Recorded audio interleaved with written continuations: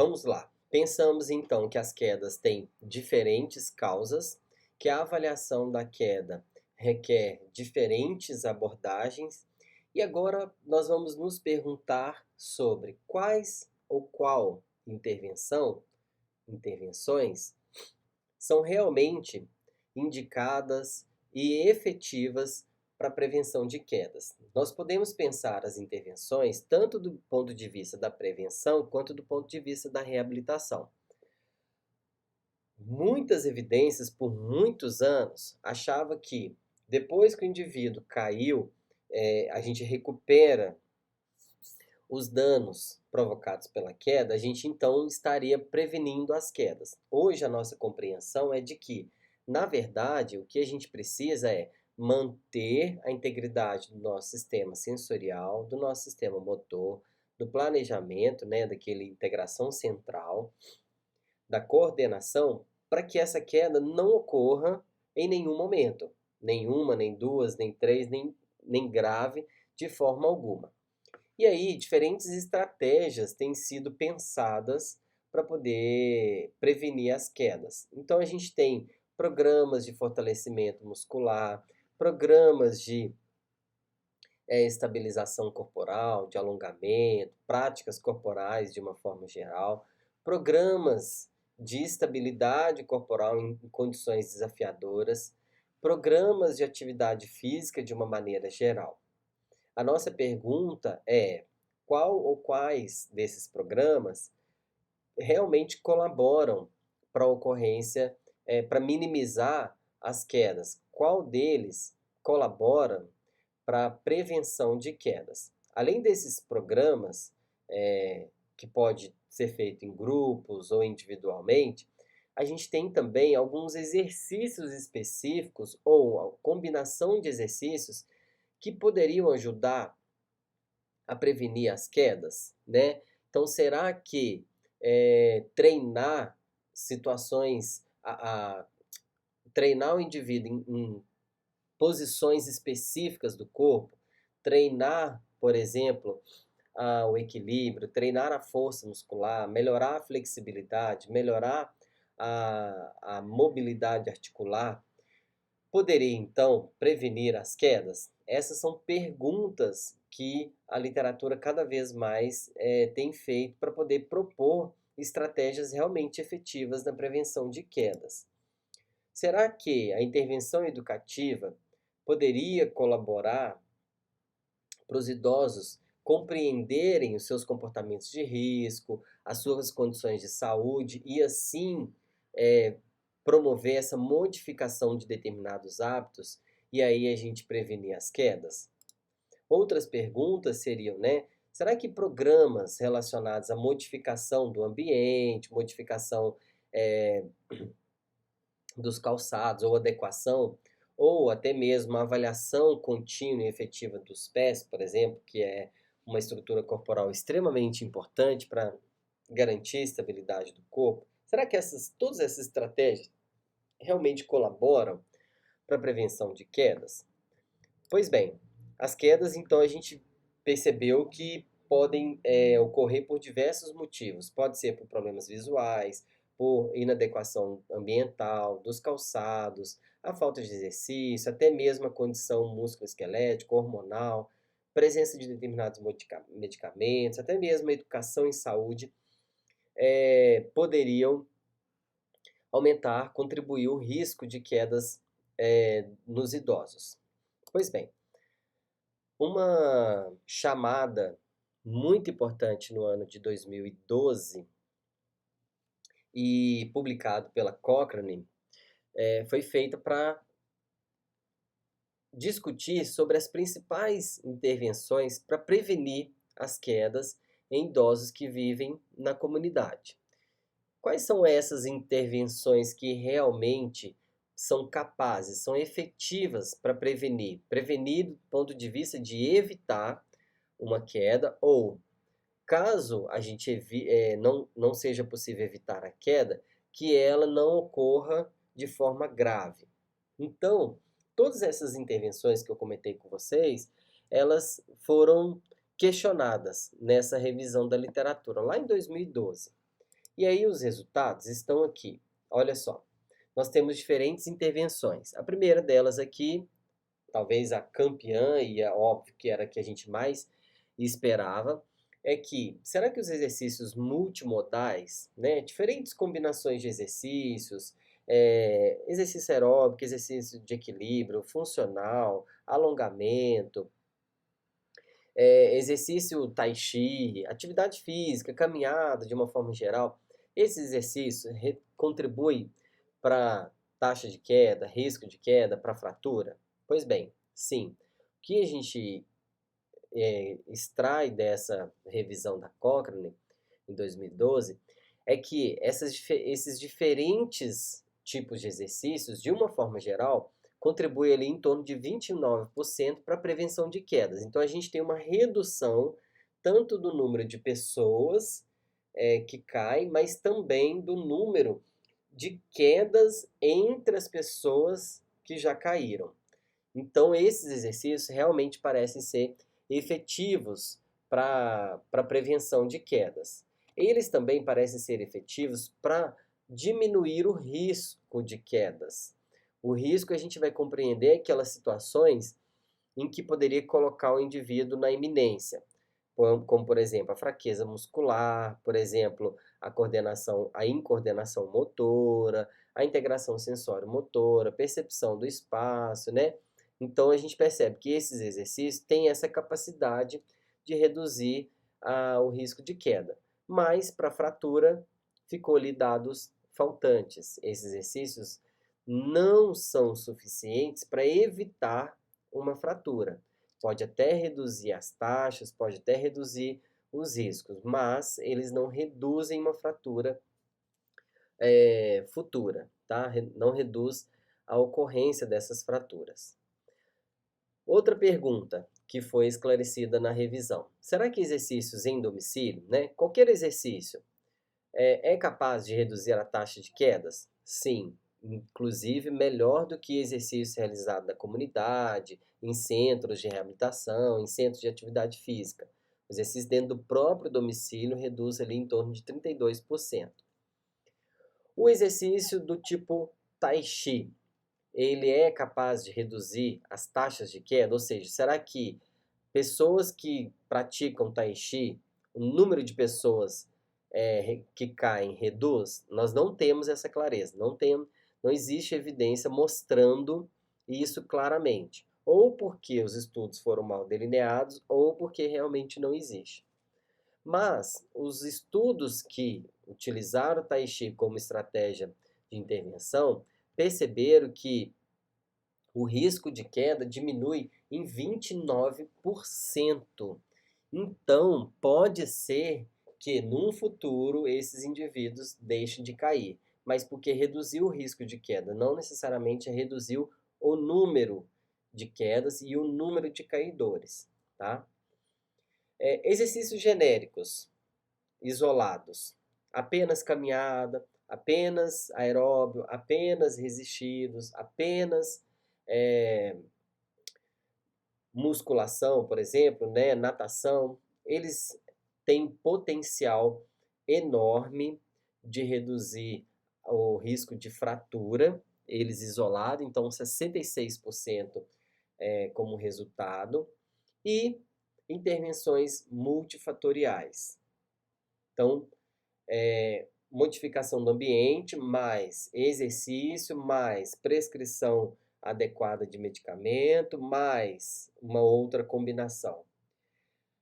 Os estudos que fizeram isso, essas combinações multifatoriais, não apenas combinando diferentes exercícios, né, mas combinando diferentes intervenções, identificaram que reduz tanto o número de quedas quanto o número de caidores em 24%, mas não diminui o risco de quedas. Não há evidência suficiente para afirmar isso. E a suplementação da vitamina D? Será que melhorando a condição imunológica, melhorando a chegada de cálcio na musculatura por meio do hormônio ali da vitamina D, a gente então colabora para a redução do risco de queda, da taxa de queda?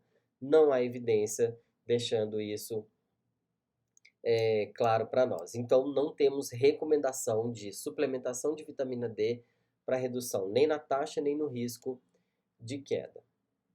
Pois bem, outra intervenção, né? Promoção da casa segura, que é o que se fala com muita frequência, né? Adequação ambiental, colocação de barras de apoio nos banheiros, nos corredores, colocação de barras de apoio nas escadas, no, é, faixas antiderrapantes na borda das escadas ou em lugares específicos. Será que isso reduz a taxa de quedas? Sim, tanto a taxa de quedas quanto no risco de quedas. Então parece que o fator ambiental colabora também para essa para a ocorrência de quedas, e quando a gente faz essa adequação, parece que reduz tanto o número de idosos que caíram, quanto o risco daqueles que caem. Correções nas lentes visuais, né, nos óculos. Isso colabora para a ocorrência de queda? Olha só que interessante. Quando o indivíduo idoso, que já está adequado, já está adaptado à sua lente corretiva visual, né?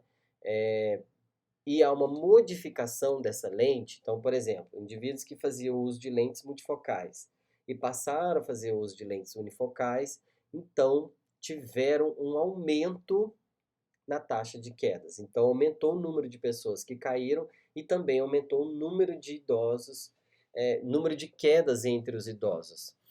E também aumentou o risco, e aumentou assim expressivamente o risco de quedas. Por quê?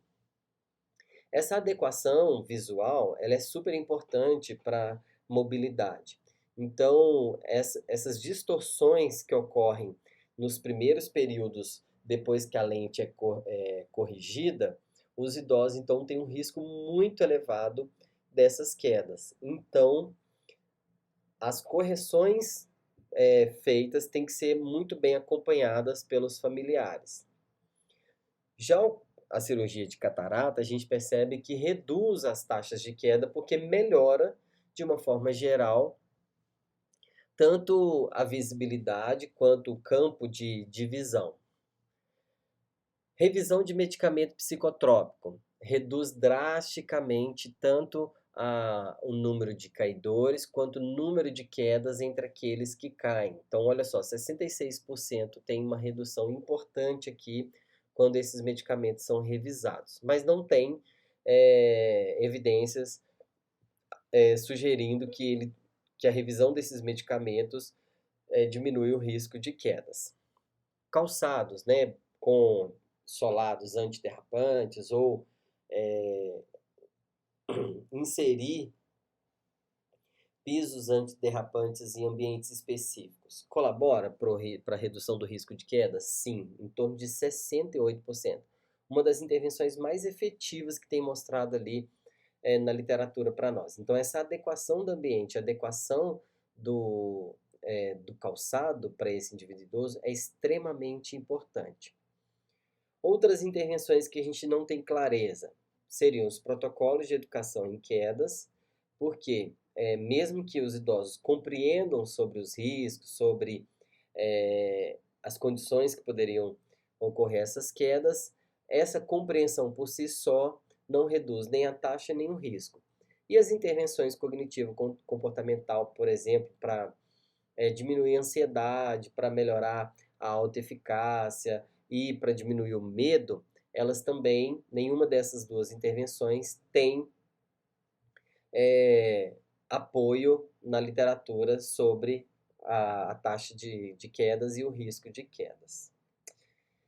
Se a gente voltar nessa lista de intervenções aqui, basicamente, né, os primeiros tópicos abordando sobre os exercícios, a gente poderia perguntar o seguinte: qual ou quais exercícios nós poderíamos então pensar como melhor intervenção para os idosos e na redução das quedas entre os idosos? E aí a gente teria algumas possíveis combinações, tá? Algumas possíveis propostas.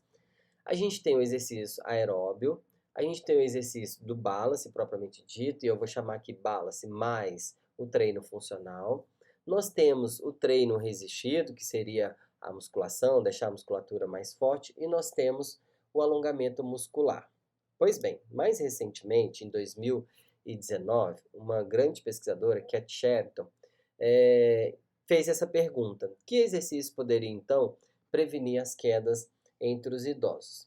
E o que ela encontrou, e a sua pesquisa, seu grupo de pesquisa identificou que qualquer um dos exercícios colabora de alguma maneira, tanto na taxa de queda única, então a gente reduz o número de pessoas que caem uma única vez, a gente também reduz o número de pessoas que caem recorrentemente, a gente reduz o número de fraturas e reduz o número da taxa de queda grave, ou seja, aquela queda que o idoso precisa procurar no serviço de saúde. Mas não há clareza sobre que o exercício é capaz de reduzir a internação hospitalar. Mas, de todo modo, o exercício então parece ser promissor. E aí a gente poderia perguntar o seguinte: bom, qualquer exercício? Aparentemente sim.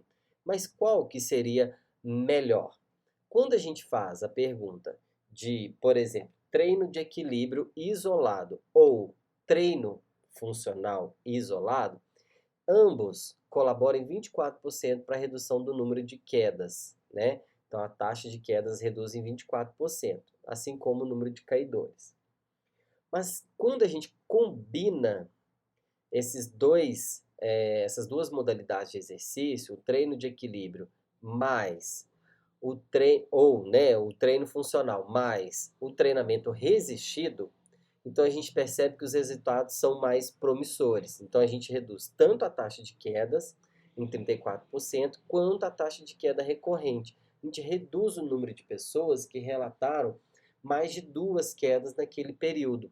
Então, a melhor combinação terapêutica para intervenções pensando na prevenção de queda seria a combinação de treinamento de equilíbrio, que é extremamente importante, ou o treino funcional, mais combinação do treinamento resistido. Então, combinar essas modalidades é extremamente importante para a gente poder ter esses diferentes desfechos, tá? Na prevenção de quedas. Algumas perguntas que ficam na literatura e que a gente ainda não tem resposta. Se eu fizer treino resistido isolado, isso reduz as taxas de queda? Ainda não sabemos. Por quê? Os estudos que foram delineados têm baixíssima qualidade, então a gente não pode confiar nos resultados. A dança, da mesma forma. A caminhada, só fazer caminhada, que é uma atividade extremamente de alta adesão entre os idosos, também não temos esses resultados. Agora, o que nós perguntamos e nós não temos dados nenhum, diferentemente do treino resistido, da dança, da caminhada, que a qualidade dos estudos era baixa, ou tinha um viés importante nos estudos, o alongamento e o treino aeróbio, nós não temos dados nenhum para poder apoiar qualquer recomendação, nem a favor e nem contra. Então aqui fica uma pergunta de pesquisa para a gente poder pensar: será que realizar sessões de alongamento 3 vezes por semana, 5 vezes por semana, quais alongamentos, quais grupos musculares, quanto tempo de alongamento poderia então prevenir a ocorrência de queda no futuro? E o aeróbio, né?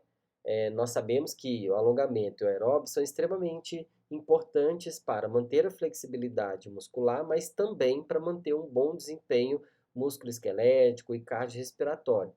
Mas nós não temos dados para poder apoiar a recomendação. É isso. Quero que vocês comentem lá no fórum. Então, quais as melhores intervenções para a gente escolher ali para um caso clínico e que tipo de exercícios vocês fariam para idosos caidores. Aguardo vocês.